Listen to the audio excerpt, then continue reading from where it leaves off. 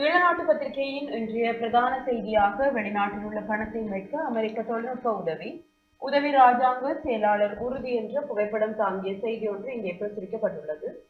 தற்போதைய அரசாங்கத்தின் ஊழல் ஒழிப்பு வேலை திட்டத்திற்கு எந்நேரத்திலும் ஒத்துழைப்பு வழங்குவதற்கும் நாட்டுக்கு வெளியில் கொண்டு செல்லப்பட்டுள்ள பணத்தை நாட்டுக்கு மீண்டும் கொண்டு வருவதற்கான முயற்சிகள் தொழில்நுட்ப உதவிகளை வழங்க தயாராக இருப்பதாகவும் தெற்கு மற்றும் மத்திய ஆசிய அலுவல்கள் தொடர்பான ஐக்கிய அமெரிக்காவின் உதவி ராஜாங்க செயலாளர் டொனால்ட் லூ தெரிவித்தார் என்றவாறு இந்த பிரதான செய்தி காணப்படுகிறது. கட்டமிடப்பட்ட செய்திகளாக உருவானது குறைந்த காற்றழுத்த தாழ்வு. தென்கிழக்கு வங்கக்கடலில் நேற்று காலை 8:30 அளவில் குறைந்த காற்றழுத்த தாழ்வு பகுதி உருவாகியுள்ளதாக வளிமண்டலவியல் திணைக்களம் எச்சரிக்கை விடுத்துள்ளது. இது மேலும் வலுவடைந்து அடுத்த 24 மணித்தியாலத்தில் மேற்கு வடமேற்கு நோக்கி நகர வாய்ப்புள்ளதாகவும் வளிமண்டலவியல் திணைக்களம் தெரிவித்துள்ளதாக இந்த செய்தி காணப்படுகிறது. விந்தன் கனகரத்தினம் ட்ரெலோவிலிருந்து நீக்கம். தமிழீழ விடுதலை இயக்கத்தின் தலைமைக்குழு உறுப்பினர் விந்தன் கனகரத்னம் கட்சியிலிருந்து தற்காலிகமாக இடைநிறுத்தப்பட்டுள்ளதுடன் அவரிடமிருந்து விளக்கம் கோரி கடிதம் அனுப்புவதற்கு தலைமைக்குழு தீர்மானித்துள்ளதாக கட்டமிடப்பட்ட செய்திகள் காணப்படுகிறது. ஏனைய செய்திகளாக நடைபெறாத தேர்தலுக்காக 72 கோடி ரூபாய் வீண் விரயம். இந்த வருட தொடக்கத்தில் நடைபெறவிருந்த உள்ளூராட்சி சபை தேர்தலுக்கு 72 கோடி ரூபாய் வீண் விரயம் செய்யப்பட்டுள்ளதாக கொழும்பு ஊடகம் ஒன்று பரபரப்பு தகவலை வெளியிட்டுள்ளது. உள்ளூராட்சி தேர்தல் பின்தள்ளி போகிறது. சட்டமா அதிபரிடம் ஆலோசனை பெற முடிவு. அரசு ஊழியரை பணி நீக்கம் செய்யும் திட்டம் கிடையாது, அரசாங்கம் மறுப்பு. பொது சேவையில் பணியாளர்களை பணி நீக்கம் செய்யும் திட்டம் எதுவும் அரசாங்கத்திடம் இல்லை எனவும் மாறாக உற்பத்தியை மேம்படுத்துவதில் அரசாங்கம் கவனம் செலுத்தும் எனவும் அரசு தெரிவித்துள்ளதாக இந்த செய்தி காணப்படுகிறது. 225 ரூபாய்க்கு அரிசி ஜனாதிபதி அதிரடி உத்தரவு என்றவாறு ஈழநாட்டு பத்திரிகையின் முற்பக்க செய்திகள் காணப்படுகிறது. முற்பக்க செய்திகளை பார்க்கலாம்.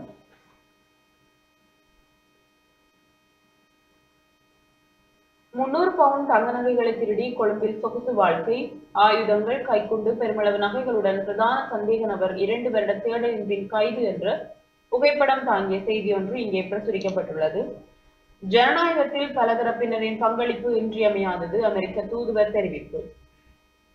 ஜனநாயகத்தில் பலதரப்பட்ட குரல்களின் பங்களிப்பு இன்றியமையாதது என்று இலங்கைக்கான அமெரிக்க தூதுவர் யூலி சங் தெரிவித்துள்ளார் என்ற செய்திகளோடு 14 இந்திய மீனவர்களுக்கு விளக்கமறியல். விடுதலை செய்யுமாறு கோரி தமிழகத்தில் நேற்று போராட்டம். இபிடிபி வேட்பாளர் வீட்டின் மீது தாக்குதல், போலீசார் விசாரணை என்ற புகைப்படம் தாங்கிய செய்திகளும் இங்கே பிரசுரிக்கப்பட்டுள்ளது. எலிக்காய்ச்சலால் 10,000 பேர் பாதிப்பு. நாள்தோறும் அதிகரிக்கும் நோயாளிகளின் எண்ணிக்கை. நாட்டில் இவ்வருடத்தில் இதுவரையான காலப்பகுதியில் 10,000 பேர் எலிக்காய்ச்சல் நோயால் பாதிக்கப்பட்டுள்ளதாக சுகாதார அமைச்சு தெரிவித்துள்ளதாக இந்த செய்தி காணப்படுகிறது. அரிய வகை உயிரினம் விபத்தில் உயிரிழப்பு. அம்பாறை நவிதன்வெளி பிரதேச செயலகத்திற்குட்பட்ட கிட்டங்கி ஆற்றின் அருகே மீன்பிடி பூனை இனத்தைச் சேர்ந்ததென நம்பப்படும் அரிய வகை உயிரினம் ஒன்று விபத்தில் சிக்கி உயிரிழந்துள்ளது. இந்த உயிரினம் மீன்பிடி பூனை என அழைக்கப்படுவதுடன் மக்கள் வாழும் பகுதிகளில் நுழைந்து மீன் உட்பட மக்களின் வளர்ப்பு பிராணிகளை வேட்டையாடி வந்த நிலையில் இவ்வாறு விபத்தில் சிக்கி உயிரிழந்துள்ளதாக புகைப்படம் தாங்கிய செய்தி ஒன்று பிரசுரிக்கப்பட்டுள்ளது. வயோதிப பெண் சுட்டுக்கொலை, பேத்திக்கு வைத்த குறியில் சிக்கி பலி. வானியற்பியல் பற்றி 3 நூல் வெளியிட்ட மாணவனுக்கு உலக சாதனை அங்கீகாரம் என்ற புகைப்படம் தாங்கிய செய்தி ஒன்று இங்கே பிரசுரிக்கப்பட்டுள்ளது. பயங்கரவாத சட்டத்தை நீக்குவது நல்லடக்கத்திற்கு அவசியமானது, சட்டத்தரணிகள் அமைப்பு சுட்டிக்காட்டு. சிறுவரை விளம்பரங்களில் பயன்படுத்துவதற்கு தடை.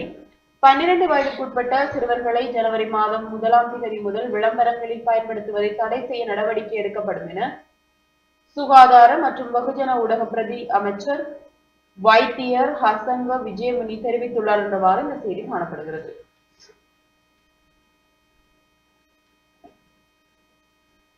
இன்று ஞாயிற்றுக்கிழமை என்பதால் ஈழநாட்டு பத்திரிகையில் வார மலர்களும் பிரசுரிக்கப்பட்டுள்ளது. யூடியூப் அமர்க்களங்கள் என்ற பவித்ரா நந்தகுமார் அவர்களுடைய கட்டுரையும் இனவாதத்தை தோற்கடிக்கும் உறுதிப்பாட்டை சொல்லில் மாத்திரமல்ல செயலில் காட்ட வேண்டும் என்று வீரகத்தி தனபாலசிங்கம் அவர்களுடைய கட்டுரைகளும் இங்கே பிரசுரிக்கப்பட்டுள்ளது. சுமந்திரன் எனும் மாபெரும் பிம்பம் வீழ்ந்தது எப்படி? தேசிய மக்கள் சக்தி ஆட்சியில் இறுதிக்கிரியைகள் இல்லாமலே மாகாண சபை அடக்கமாகும் என்ற கட்டுரைகளும் இங்கே பிரசுரிக்கப்பட்டுள்ளது.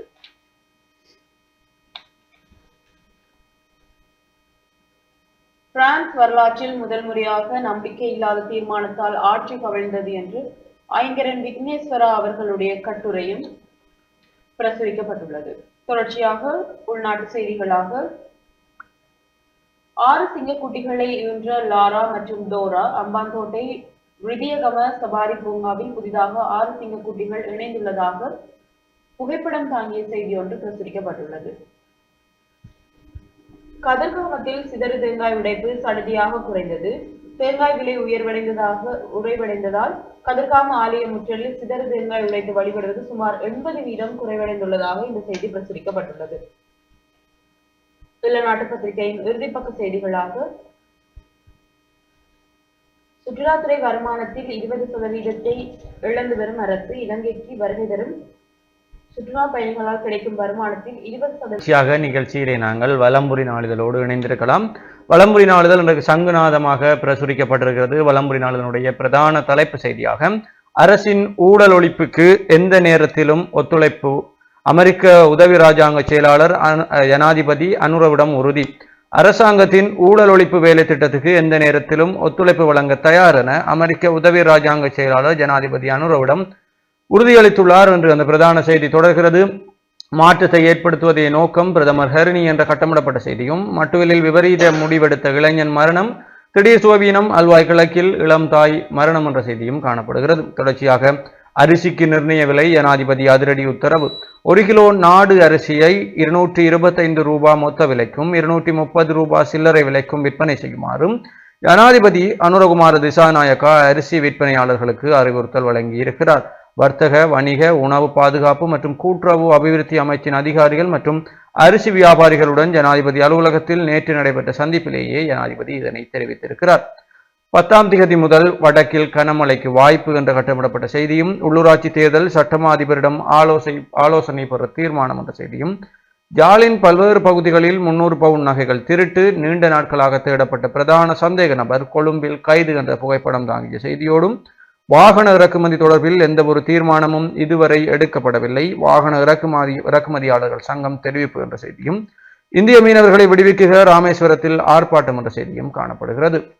தொடர்ச்சியாக உள்பக்க செய்திகளை பார்த்தால், மனித உரிமைகளை பாதுகாப்பதற்கு தொடர்ந்தும் ஆதரவு வலியுறுத்திய அமெரிக்கா, ஜனநாயக ஆட்சியை முன்னெடுத்து செல்வதற்கும் மனித உரிமைகளை பாதுகாப்பதற்கும் இலங்கை அரசாங்கத்தை தொடர்ந்து ஊக்குவிப்பதாக இலங்கைக்கான அமெரிக்க தூதுவர் ஜீலி சங் தெரிவித்திருக்கிறார். இந்தியாவிலிருந்து வெங்காயம் இறக்குமதி என்ற செய்தியும், குறைக்கப்படாத மின்கட்டணம், சாடும் பல்வேறு தரப்புகள் என்ற செய்தியும், தைக்கப்பட்ட சீருடைகளை வழங்க தீர்மானம், பாடசாலை மாணவர்களுக்கு தைக்கப்பட்ட சீருடைகளை வழங்க அரசாங்கம் எதிர்பார்த்துள்ளதாக அறிவிக்கப்பட்டிருக்கிறது.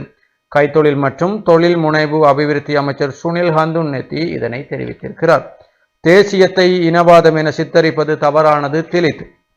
தேசியத்தை இனவாதம் என்று குறிப்பிடுவது முற்றிலும் தவறானது. தேசியத்தை சிறந்த முறையில் அடையாளப்படுத்தி கொண்டு அதற்கமைய செயற்படாவிடின் நாடு என்ற ரீதியில் ஒருபோதும் முன்னேற்றமடைய முடியாது. நாட்டு மக்களுக்கு வழங்கிய வாக்குறுதிகளை அரசாங்கம் நிறைவேற்ற வேண்டும், இல்லையில் கோட்டாபாய ராஜபக்சவின் நிலையே ஏற்படும் என சர்வஜன சக்தியின் தேசிய பட்டியல் பாராளுமன்ற உறுப்பினர் திலித் ஜெயவீர தெரிவித்திருக்கிறார். தொடர்ச்சியாக கால்பந்தாட்ட தொடரின் இறுதியாட்டம், வடமராட்சி கொலின்ஸ் விளையாட்டுக் கழகம் நடாத்தும் 40 வயதிற்கு மேற்பட்டோருக்கான கால்பந்தாட்ட தொடரின் இறுதியாட்டம் இன்று ஞாயிற்றுக்கிழமை பிற்பகல் 3 மணிக்கு கொலின்ஸ் விளையாட்டுக் கழக மைதானத்தில் இடம்பெற உள்ளது என்ற புகைப்படம் தாங்கிய செய்தியும் காணப்படுகிறது. தொடர்ச்சியாக உட்பக்க செய்திக்குள் சங்குநாதத்தினுடைய தலைப்பு செய்தியாக, விடுவிக்கப்பட்ட பகுதிகளில் மீள குடியமர வழி சமைப்பது யார் என்ற கேள்வியோடு புலந்திருக்கிறது. எமது நிலத்தில் படையினர் விவசாயம் செய்கின்றனர், எமது வளங்களை அள்ளிச் செல்கின்றனர் என போர்க்கொடி தூக்கும் தமிழ் தேசியவாதிகளும் தமிழ் அரசியல்வாதிகளும் இது தொடர்பில் சிந்திக்க வேண்டும் என்று தொடர்ந்து செல்கிறது.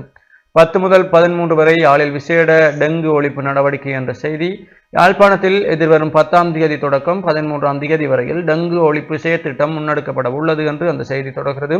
வவுனியாவில் இடம்பெற்ற பண்பாட்டு பெருவிழா என்ற புகைப்படம் தாங்கிய செய்தியும், சந்தைக்கு அரிசி விநியோகம், உற்பத்தியாளர்கள் இணக்கம் என்ற செய்தியும் காணப்படுகிறது. தொடர்ச்சியாக சங்குநாதத்திலே பல கட்டுரைகள் இன்றைக்கு புலர்ந்திருக்கிறது. களம்பல கண்ட யாழ் கோட்டை என்று செங்கையாளியனுடைய 36வது பகுதி வெளியிடப்பட்டிருக்கிறது.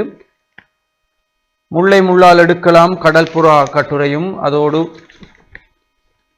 எலிக்காய்ச்சல் நடப்பாண்டில் 10,000 பேர் பாதிப்பு, சுகாதாரத்துறை எச்சரிக்கை. இந்த ஆண்டில் சுமார் 10,000 பேர் எலிக்காய்ச்சல் காரணமாக பாதிக்கப்பட்டுள்ளதாக சுகாதாரத்துறையினர் எச்சரிக்கை விடுத்துள்ளனர் என்ற செய்தியும், செலவு அறிக்கை சமர்ப்பிக்காத வேட்பாளர்களுக்கு சட்ட நடவடிக்கை. கடந்த பொதுத் தேர்தலில் செலவிடப்பட்ட பணம் தொடர்பில் தெரிவிக்காத வேட்பாளர்களுக்கு எதிராக வழக்கு தொடரவுள்ளதாக தேர்தல்கள் ஆணைக்குழுவின் தவிசாளர் RMAS ரத்நாயக்க தெரிவித்திருக்கிறார். கடந்த பொதுத் தேர்தலுக்கு செலவிடப்பட்ட பணத்தின் தொகையை இதுவரை வெளியிடாத வேட்பாளர்கள் தேர்தல் சட்டத்தை மீறியவர்களாக இருக்கலாம் என்றும் அவர்கள் குறிப்பிட்டிருக்கிறார்கள் என்று அந்த செய்தி தொடர்ந்து செல்கிறது. தொடர்ச்சியாக வெளிநாட்டு செய்திகளுக்குள் சிரிய ஆட்சியை கவிழ்ப்பதே இலக்கு, கிளர்ச்சியாளர்களின் தலைவர் சவால். சிரிய ஜனாதிபதி ஃபசல் அல் ரசாத்தின் ஆட்சியை கவிழ்ப்பதே எங்களுடைய இலக்கு என ஹயாத் தகீர் அல் அசாம் கிளர்ச்சி கூட்டணியின் தலைவர் அபு முகமது அல் ஹோலாய் தெரிவித்திருக்கிறார். தொடர்ச்சியாக உக்ரைனை வீழ்த்த எதையும் செய்வோம் எச்சரிக்கும் ரஷ்யா என்ற செய்தியும், மன்னிப்பு கோரினார் தென்கொரிய ஜனாதிபதி. தென்கொரியாவில் இராணுவ ஆட்சியை மீண்டும் அமுல்படுத்த மாட்டேன், என்னை மன்னித்து விடுங்கள் என தென்கொரிய ஜனாதிபதி யூன் சுக்கியோல் தெரிவித்திருக்கிறார். வலம்புரி நாளினுடைய ஆசிரியர் தலையங்கமாக மனிதாபிமானத்துடன் நடந்து கொள்வோம் என்ற செய்தியும், அரச மருத்துவமனைகளில் தரமற்ற மருந்துகள் வழங்கப்படவில்லை, சுகாதார அமைச்சர் நலிந்த ஜெயதிஷ. தரமற்ற மருந்துகள் அரசாங்க மருத்துவமனை கட்டமைப்பால் வழங்கப்படவில்லை என சுகாதாரம் மற்றும் வெகுஜன ஊடக அமைச்சர் நலிந்த ஜெயதிஷ தெரிவித்திருக்கிறார். தரமற்ற மருந்துகள் தொடர்பில் வெளியான செய்திகள் குறித்து எதிர்க்கட்சியின் பிரதான இணைப்பாளர் கயந்த கருணாதிலக்கு எழுப்பிய கேள்விக்கு பதிலளிக்கும் போதே அமைச்சர் மேற்கண்டவாறு குறிப்பிட்டார் என்று அந்த செய்தி தொடர்கிறது. எனது கல்வி தகமை குறித்து பதிலளிக்க வேண்டிய அவசியமில்லை, சபாநாயகர் அசோக ரன்வல. தனது கல்வி தகமை குறித்த குற்றச்சாட்டுகளுக்கு பதிலளிக்க வேண்டிய அவசியமில்லை என சபாநாயகர் அசோக ரன்வல தெரிவித்திருக்கிறார். சபாநாயகரின் பட்டம் தொடர்பில் சமூக ஊடகங்களில் பல்வேறு கருத்துக்கள் பகிரப்பட்டு வருகின்றன. அந்த நிலையில் அவர் இந்த விடயத்தை தெரிவித்திருக்கிறார். இதேவேளை மொரட்டுவ பல்கலைக்கழகத்தில் முதுகலை பட்டத்தையும் ஜப்பானில் கலாநிதி பட்டத்தையும் பெற்றுக் கொண்டுள்ள சபாநாயகர் அசோக ரன்வல தெரிவித்திருக்கிறார். எனக்கும் கட்சிக்கும் அவதூறு ஏற்படுத்தும் நோக்கில் இவ்வாறு பிரச்சாரம் செய்யப்படுவதாக தெரிவித்திருக்கிறார். இந்த குற்றச்சாட்டுகளுக்கு தற்போது பதிலளிக்க வேண்டிய அவசியம் இல்லை எனவும் அவர் சுட்டிக்காட்டியிருக்கிறார். கட்டுமர படகொன்று கவிழ்ந்து விபத்து, மாணவன் உயிரிழப்பு என்ற செய்தி. செல்லக்கதிர்காம பகுதியில் அக்கரவிசவாவியில் 5 மாணவர்கள் பயணித்த கட்டுமரம் ஒன்று கவிழ்ந்து விபத்துக்குள்ளானதில் ஒருவர் உயிரிழந்திருக்கிறார் என்ற செய்தியும், 500 கிராம் கெரோயினுடன் சந்தேக நபர் கைது, முன்னாள் இராணுவ சிப்பாய் கெரோயினுடன் கைது என்ற செய்தியும், பீஃபோர்ட் சர்வதேச பாடசாலையின் வருடாந்த கலை விழா இன்று என்ற செய்தியும், உந்துருளி விபத்து 2 உயிரிழப்பு என்ற செய்தியும் காணப்படுகிறது. தொடர்ச்சியாக நெற்பயிர்கள் அழிவடைய தொண்டமைனானாறு பாலம் காரணமல்ல, தெளிவுபடுத்திய அதிகாரிகள். தென்மராட்சி பிரதேசத்தின் வரணி நாவற்காடு கிராமத்தில் உள்ள 40,000 ஏக்கர் பயிர் நிலங்கள் வெள்ளத்தில் மூழ்கி அழிவடைய தொண்டைமானாறு தடுப்பணை காரணம் இல்லை என்பதை அதிகாரிகளுக்கு விவசாயிகள் தெளிவுபடுத்தியுள்ளனர். கடந்த வியாழக்கிழமை நாவற்காடு நெற்செய்கையாளர்கள் ஒன்று கூடி தமது நெற்பயிர் நீரில் மூழ்கி அழிவடைய தொண்டைமானாறு தடுப்பணை திறக்கப்பட்டமைதான் காரணம் என வயலில் இறங்கி போராடியிருந்தனர். இதனை அறிந்த தென்மராட்சி பிரதேச செயலகம் மற்றும் நீர்ப்பாசன திணைக்கள அதிகாரிகள் உடனடியாக பாதிக்கப்பட்ட விவசாயிகளை சந்தித்து தொண்டைமானாறு தடுப்பணை வான்கதவுகள் கடந்த 18ஆம் தேதியிலிருந்து திறந்து விடப்பட்டிருப்பதாக தெரிவித்ததுடன் வரணியில் இருந்து தொண்டைமானாருக்கு வெள்ளம் கடாத்தப்படாமைக்கான காரணத்தையும் நெற்செய்கையாளர்களையும் அழைத்து சென்று ஆராய்ந்திருந்தனர் என்று அந்த செய்தி தொடர்ந்து செல்கிறது. முள்ளிவாய்க்கால் பகுதியில் கடும் மழையின் பின் வெளியே தெரிந்த வெடிபொருட்கள். அண்மையில் பெய்த மழை வெள்ளப்பெருக்கினால் நிலத்தில் புதைத்து வைக்கப்பட்டிருந்த வெடிபொருட்கள் சில முல்லைத்தீவு முள்ளிவாய்க்கால் பகுதியில் கண்டெடுக்கப்பட்டிருக்கிறது. முள்ளிவாய்க்கால் பகுதியில் இந்த வெடிபொருட்கள் காணப்பட்டுள்ளமை தொடர்பில் முல்லைத்தீவு போலீசாருக்கு கிடைக்கப்பெற்ற முறைப்பாட்டிற்கு அமைய சம்பவ இடத்திற்கு சென்ற போலீசார் குறித்த பகுதியினை அடையாளப்படுத்தினார்கள். இது விடுதலை புலிகள் காலத்தில் நிலத்தில் புதைக்கப்பட்டிருக்கலாம் என நம்பப்படுகிறது. அண்மையில் பெய்த கடும் மழை காரணமாக நில அரிப்பு ஏற்பட்டு இந்த வெடிப்பொருள் எச்சங்கள் தென்பட்டுள்ளதாக தெரிவிக்கப்படுகிறது என்று புகைப்படம் தாங்கிய செய்தி தொடர்ந்து செல்கிறது. அஸ்வசும தொடர்பில் பொதுமக்களுக்கான அறிவுறுத்தல். அஸ்வசும 2ஆம் கட்டத்துக்கான விண்ணப்பங்கள் மீண்டும் கோரப்பட்டிருக்கின்றன. அஸ்வசும நலன்புரிமை நன்மைகள் தொடர்பாக இதுவரை விண்ணப்பிக்காதவர்கள் 1ஆம் கட்டத்தில் விண்ணப்பித்தும் வீடுகளுக்கு அலுவலர்கள் வருகை தந்து அவர்களால் தகவல்கள் சேகரிக்கப்படாத நபர்கள் மற்றும் தகவல்கள் சேகரிக்கப்பட்டும் நலன்புரி நன்மைகள் சபையின் தரவுத்தளங்களில் தகவல்கள் பதிவேற்றப்படாத நபர்கள் என்பனர் விண்ணப்பிக்கலாம் என அந்த செய்தி தொடர்ந்து செல்கிறது. பண்டிகை காலத்தில் முட்டை கோழி இறைச்சி விலைகள் அதிகரிக்காது. எதிர்வரும் பண்டிகை காலத்தில் முட்டை மற்றும் கோழி இறைச்சியை தட்டுப்பாடின்றி மக்களுக்கு வழங்க முடியும் என இலங்கை கால்நடை உற்பத்தியாளர் சங்கத்தின் தலைவர் அஜித் குணசேகர தெரிவித்துள்ளார். இது குறித்து கருத்துரைத்துள்ள அவர், எதிர்வரும் ஜனவரி மாதம் வரை முட்டை மற்றும் கோழி இறைச்சியின் விலையில் மாற்றம் இருக்காது. பண்டிகை காலங்களில் கோழி இறைச்சியின் விலை 1000 ரூபாய்க்கு குறைவாக பேண முடியும் என தெரிவித்திருக்கிறார். இதுதான் வலம்புரி நாளிதழ் இன்றைக்கு தாங்கி இருக்கக்கூடிய செய்திகளாக இருக்கிறது. தொடர்ச்சியாக இணைந்திருங்கள் உதயன் நாளிதழோடு. உதயன் பத்திரிகையின் இன்றைய பிரதான செய்தியாக உள்ளூராட்சி தேர்தல் மார்ச் மாத இறுதிக்குள் 2025ஆம் ஆண்டு மார்ச் மாதத்தின் இறுதியில் அல்லது ஏப்ரல் முதல் வாரத்தில் உள்ளூராட்சி தேர்தல்களை நடத்துவதற்கு தேர்தல்கள் ஆணைக்குழு திட்டமிட்டுள்ளதாக தெரிய வருகின்றது என்று இன்றைய உதயன் பத்திரிகையின் பிரதான செய்தி காணப்படுகின்றது. கட்டமிடப்பட்ட செய்தியாக அல்வாயில் இளம் தாய் உயிரிழப்பு. யாழ்ப்பாணத்தில் பல வீடுகளில் 350 பவுன் நகைகளை களவாடியவர் சிக்கினார். முள்ளிவாய்க்காலில் வெடிபொருட்கள் மீட்பு வெள்ளத்தால் வெளித்தெறிந்தன. காணாமல் ஆக்கப்பட்டவர்களுக்கு சர்வதேச விசாரணையே தேவை. அனுர அரசுக்கு உறவினர்கள் அழுத்தம். 30ஆம் தேதி வரை தொடர்ச்சியாக யாழ்ப்பாணம் கொழும்புக்கு குளிரூட்டப்பட்ட கடுகதி ரயில் என்றவாறு கட்டமிடப்பட்ட செய்திகள் இங்கே பிரசுரிக்கப்பட்டுள்ளது. ஏனைய செய்திகளாக நாட்டரிசி 330 ரூபாய் ஜனாதிபதி உத்தரவு. 1 கிலோ நாட்டரிசியை 225 ரூபாய் மொத்த விலைக்கும் 230 ரூபாய் சில்லறை விலைக்கும் விற்பனை செய்யுமாறு ஜனாதிபதி அனுரகுமார அரிசி விற்பனையாளருக்கு அறிவுறுத்தல் வழங்கியுள்ளார் என்றவாறு இந்த செய்தி பிரசுரிக்கப்பட்டுள்ளது. பூநகரிக்கு ஒதுக்கிய ரூபாய் 500 மில்லியன் மீளப்பெறப்படும் அபாயம் என்றவாறு உதயன் பத்திரிகையின் முற்பக்கத்தில் செய்திகள் பிரசுரிக்கப்பட்டுள்ளது. உட்பக்க செய்திகளை பார்க்கலாம். உள்ளூராட்சி சபை தேர்தலுக்கு புதிய வேட்புமனு கோர ஜனவரியில் சட்ட வரைவு. உள்ளூராட்சி சபை தேர்தலுக்கு புதிதாக வேட்புமனு கோருவதற்குரிய சட்ட வரைவு எதிர்வரும் ஜனவரி மாதம் நாடாளுமன்றத்தில் முன்வைக்கப்பட்டுள்ளது என்றவாறு இந்த செய்தி பிரசுரிக்கப்பட்டுள்ளது. கட்டமிடப்பட்ட செய்தியாக எலிக்காய்ச்சல் நோயாளர்கள் உயர்வு. அடுத்த வருடம் முதல் மாணவர்களுக்கு தைத்த சீருடைகள். பண்டிகை காலத்தில் முட்டை இறைச்சிக்கு தட்டுப்பாடு இல்லை என்றவாறு செய்திகள் பிரசுரிக்கப்பட்டுள்ளது. ஏனைய செய்திகளாக கடன் வசதிகளை பெறுவதே அரசாங்கத்தின் நோக்கம், நாட்டிற்கு ஆபத்தென சஜித் சுட்டிக்காட்டினார். இந்திய முதலீட்டாளர்கள் யாழ்ப்பாணம் வருகை. யாழ் இந்திய துணை தூதரக அதிகாரி தகவல் என்றவாறும் செய்திகள் பிரசுரிக்கப்பட்டுள்ளது. அத்தியாவசிய பொருட்கள் பண்டிகையில் விலை உயர்வு. பொதுமக்கள் கவலை. சீரற்ற காலநிலை. முல்லைத்தீவு மாவட்டத்தில் 2417 விவசாயிகள் பாதிப்பு. சீரற்ற காலநிலையால் முல்லைத்தீவு மாவட்டத்தில் 2417 விவசாயிகள் பாதிப்படைந்துள்ளனர் என்று முல்லைத்தீவு மாவட்ட விவசாய பணிப்பாளர் தெரிவித்துள்ளார் என்றவாறு இந்த செய்தி பிரசுரிக்கப்பட்டுள்ளது. ஏனைய செய்திகளாக பெரும்பான்மை பலத்தில் தன்னிச்சை வேண்டாம், தயாசிரி சுட்டிக்காட்டு. அஸ்விஸ்ம விண்ணப்பம் மக்களுக்கான அறிவிப்பு. அஸ்விஸ்ம திட்டத்தினை நடைமுறைப்படுத்த தொடர்பான பொதுமக்களுக்கான அறிவித்தல் ஒன்றை யாழ் மாவட்ட செயலகம் வெளியிட்டுள்ளது. தற்போது நலன்புரி நன்மைகள் திட்டத்தின் 2ஆம் கட்டத்துக்கான விண்ணப்பங்கள் மீண்டும் கோரப்பட்டுள்ளன. எனவே அஸ்விஸ்ம நலன்புரி நன்மைகள் தொடர்பான விண்ணப்பிக்காதவர்கள் மற்றும் 1ஆம் கட்டத்தில் விண்ணப்பித்து வீடுகளும் அலுவல்களிலும் வருகை தந்து தரவுகள் சேகரிக்கப்படாதவர்கள் மற்றும் தகவல்கள் சேகரிக்கப்பட்டு நலன்புரி நன்மைகள் சபையின் தரவுத்தளத்தில் தகவல்கள் பதிவேற்றப்படாதவர்கள் கிராம அலுவலகத்தில் அல்லது பிரதேச செயலகத்தில் டிசம்பர் 9ஆம் தேதி வரை காலப்பகுதிகள் சமர்ப்பிக்கப்பட முடியும் என்று பொதுமக்களுக்கான செய்தி ஒன்று இங்கே பிரசுரிக்கப்பட்டுள்ளது. வரணி வயல் வெள்ளத்திற்கு தடுப்பணை காரணமல்ல, மாகாண நீர்ப்பாசன திணைக்கள பணிப்பாளர் விளக்கம்.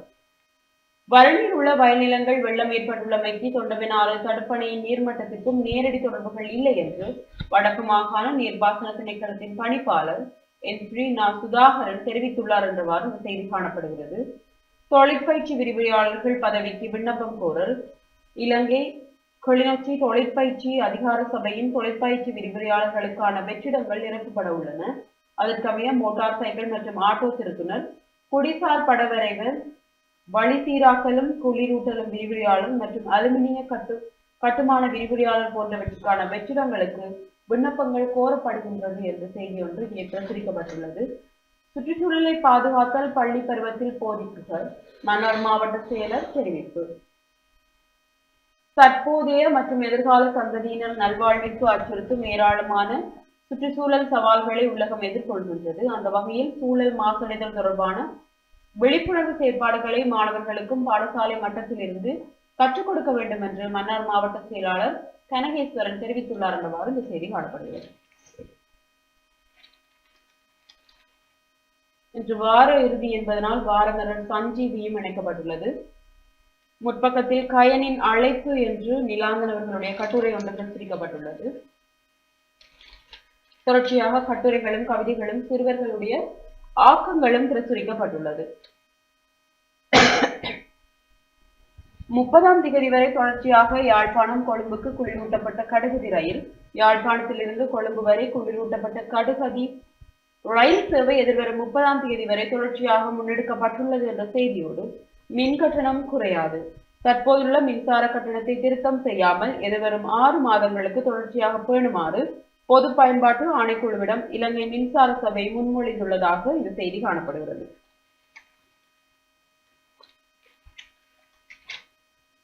தரமற்ற மருந்துகளை விநியோகிக்கவில்லை அரசு தெரிவிப்பு. அரசாங்க மருத்துவமனை கட்டமைப்பினால் தரமற்ற மருந்துகள் வழங்கப்படவில்லை என சுகாதார மற்றும் வெகுஜன ஊடக அமைச்சர் நலிந்த ஜாயதிச தெரிவித்துள்ளார் என்றவாறு உதயன் பத்திரிகையின் செய்திகள் காணப்படுகிறது. தொடர்ச்சியாக தினக்குரல் நாளிதழின் செய்திகளின் மேற்பார்வையோடு இணைந்திருக்கலாம். தினக்குரல் நாளிதழ் இன்றைக்கு தாங்கியிருக்கக்கூடிய பிரதான தலைப்பு செய்தியாக நாட்டுக்கு வெளியே எடுத்துச் செல்லப்பட்ட பணத்தை மீள எடுத்து வர தொழில்நுட்ப உதவிகளை அமெரிக்க அரசு வழங்கும். ஜனாதிபதியுடனான சந்திப்பில் அமெரிக்கா உறுதி. ராஜாங்க செயலாளர் டொனால்ட் ட்ரூ உறுதி தெரிவித்தார் என்று அந்த செய்தி தொடர்ந்து செல்கிறது. வங்காள விரிகுடாவில் மீண்டும் குறைந்த காற்றழுத்த தாழ்வு மண்டலம். தென்கிழக்கு வங்காள விரிகுடா பிராந்தியத்தில் நேற்று முற்பகல் குறைந்த காற்றழுத்த தாழ்வு மண்டலம் ஒன்றும் உருவாகியுள்ளதாக வளிமண்டலவியல் திணைக்களம் தெரிவித்திருக்கிறது. இந்த நிலைமையானது எதிர்வரும் 24 மணித்தியாலங்களில் மேற்கு வடமேற்கு திசையில் நகர்ந்து மேலும் வலுவடையும் என கூறப்படுகிறது. எதிர்வரும் 12ஆம் திகதியளவில் இலங்கை, இந்திய, தமிழ்நாடு கரையோரத்திற்கு அப்பால் தென்மேற்கு வங்காள விரிகுடா கடற்பிராந்தியத்தில் இந்த குறைந்த காற்றழுத்த தாழ்வு மண்டலம் அண்மிக்கும் என தெரிவிக்கப்பட்டிருக்கிறது. நாட்டு அரிசி மொத்த விலை 225 ரூபாய், சில்லறை விலை 230 ரூபாய். அரிசிக்கான விலையை நிர்ணயித்த ஜனாதிபதி, மீறுவோர் மீது சட்ட நடவடிக்கை. 1 கிலோ நாட்டு அரிசியை மொத்த விற்பனை விலையாக 225 ரூபாவிற்கும் சில்லறை விலை 230 ரூபாவிற்கும் நுகர்வோருக்கு வழங்குமாறு ஜனாதிபதி அனுரகுமார திசாநாயக்க அரிசி ஆலை உரிமையாளர்களுக்கு பணிப்புரை விடுத்திருக்கிறார். யாழில் பல இடங்களில் தொடர் கொள்ளை, தலைமறைவாகி இருந்த சந்தேக நபர் கைது, 90 பவுன் நகைகள் மீட்பு என்ற புகைப்படம் தாங்கிய செய்தியும், அனுர ஆட்சியிலும் நமக்கு தீர்வில்லை, வலிந்து காணாமல் ஆக்கப்பட்டோரின் உறவுகள் காட்டம். வலிந்து காணாமல் ஆக்கப்பட்டவர்களின் உறவினர்களுக்கு அனுர ஆட்சியிலும் நீதி கிடைக்கப் போவதில்லை என மட்டக்களப்பு மாவட்ட வலிந்து காணாமல் ஆக்கப்பட்டோர்களின் உறவினர்கள் நேற்று தெரிவித்திருக்கிறார்கள். அஸ்வசும நலன்புரி திட்டத்திற்கு விண்ணப்பங்களை சமர்ப்பிக்கலாம், யாழ் மாவட்ட பதில் அரசு அதிபர் அறிவிப்பு என்ற செய்தியும், எலிக்காய்ச்சல் நோயாளர்களின் எண்ணிக்கை அதிகரித்துள்ளது, 10 மாதங்களில் 10,000 நோயாளிகள் என்ற செய்தியோடு தொடர்ந்து செல்கிறது. தொடர்ச்சியாக உட்பக்க செய்திகளுக்குள் கலைஞர்கள் கலைகளை ஊக்குவிக்க நிகழ்ச்சி திட்டங்கள் அவசியமானது. கலாச்சார விழாவுடன் மட்டுப்படுத்திக் கொள்ளாது கலைஞர்களையும் கலைகளையும் ஊக்குவிக்கும் வகையில் காலத்திற்கு பொருத்தமான நிகழ்ச்சி திட்டங்களை முன்னெடுத்து செல்ல வேண்டும் என கிளிநொச்சி மாவட்ட பதில் அரசாங்க அதிபர் எஸ் முரளிதரன் தெரிவித்திருக்கிறார்.